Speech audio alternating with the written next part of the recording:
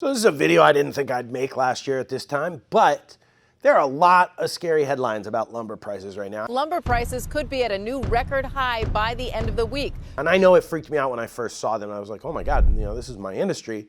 What am I gonna do? And I know a lot of you are contractors and builders and woodworkers and furniture makers and DIYers. And so this has gotta be something that's making you worried. But I wanted to take a deep dive so you don't have to, and we could talk about where lumber prices are going and whether there's any relief in sight.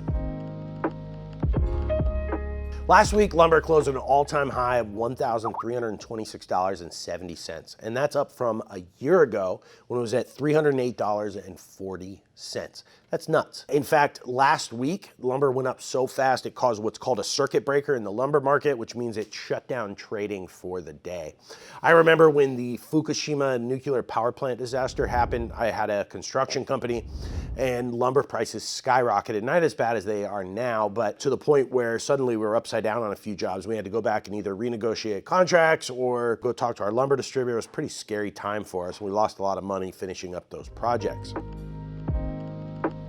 So what causes? Obviously this is pandemic related. When the lockdown happened, businesses shut down, and that includes lumber mills, lumber manufacturers, people who dry lumber, people who transport lumber. They all shut down. And so this caused an instant shutdown on supply. As people went back to work, 6 to 8 weeks later, some people were let back, essential workers. Maybe it was a couple months, people started to go back to the mills. They didn't expect is during that time, Home Depot and Lowe's and places that sold wood were open because they were essential businesses. And people started DIY projects and they started working around the house. And there was this massive explosion in people doing projects at home. In fact, you can see, here's the views from my YouTube channel. You can see a massive spike when lockdown first started, and then it remains at this very high level, well above what we'd seen before or what we're seeing now. There was this huge amount of people wanting to do things at home and learn.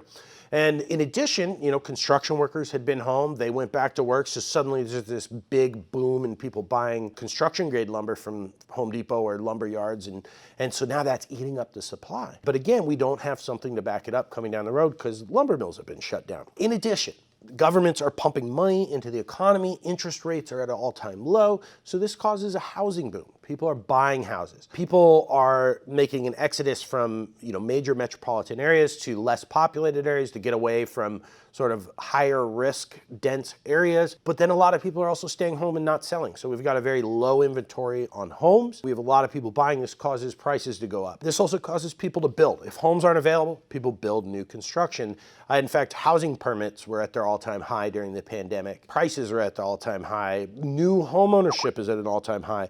In fact, in US, look at this home ownership chart. You can see here over on the end, there's a massive, massive increase in new homeowners, and new home builds hit their highest since 2006, which was pre the housing crash. In addition, to a lesser extent, people they're not going out to eat. They're not going to bars and nightclubs.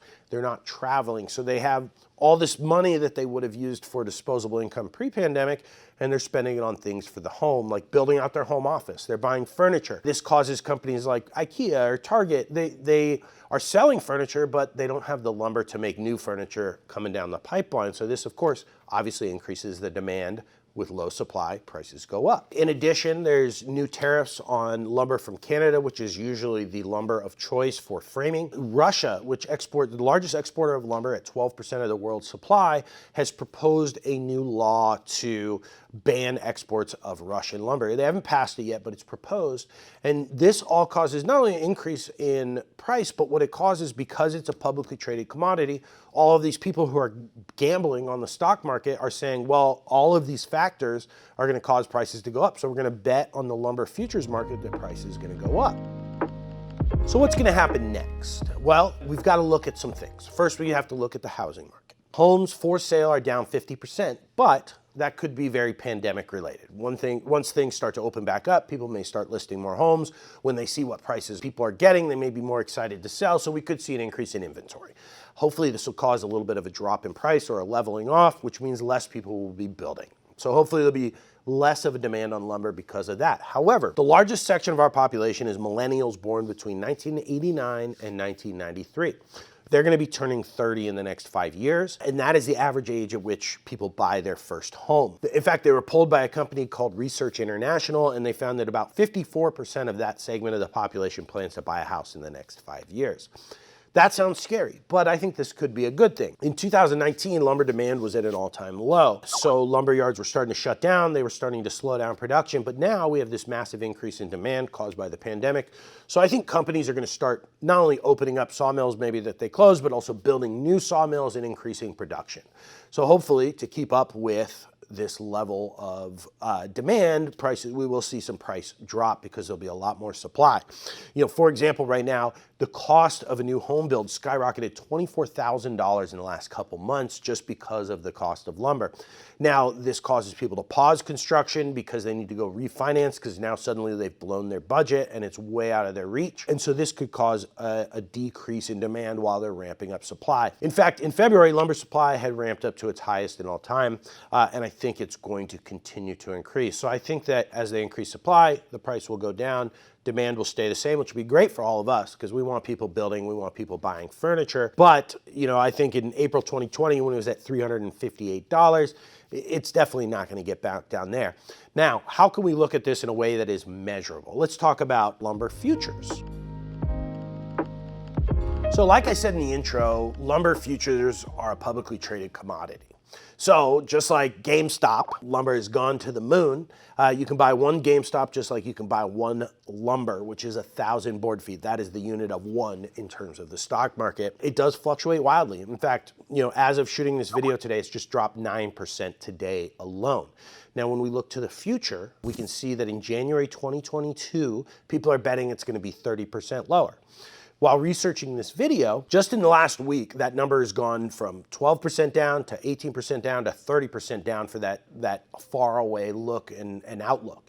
So I think it's going to go down more. Will we get to the pre-pandemic levels? I doubt it. Retailers and distributors and manufacturers, they like when the price goes up. Even though the cost of production may go down, I think they'll probably hold on to some of that increase.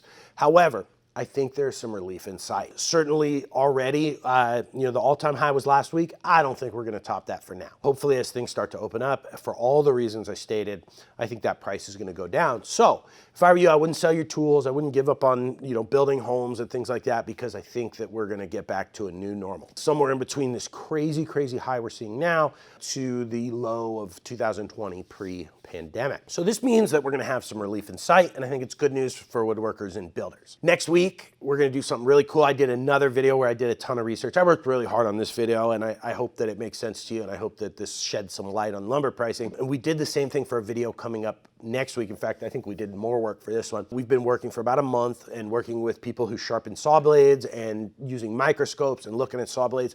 And we're gonna be able to tell you when your saw blade is dull just by looking at it. You'll be able to do this in your own shop, and we're gonna show you how it's sharpened. We're gonna take a field trip to a place that sharpens saw blades and router bits. And I'm so excited. They have a 5-axis CNC blade sharpener. It's unbelievable. Really excited for that. We'll see that one next week, so I hope you watch that. Guys, thank you for watching. If you want to support the channel, head over to the Katz-Moses store. Pick up a dovetail jig, a stop block, or an apron. Stay safe in the shop. Have a wonderful day.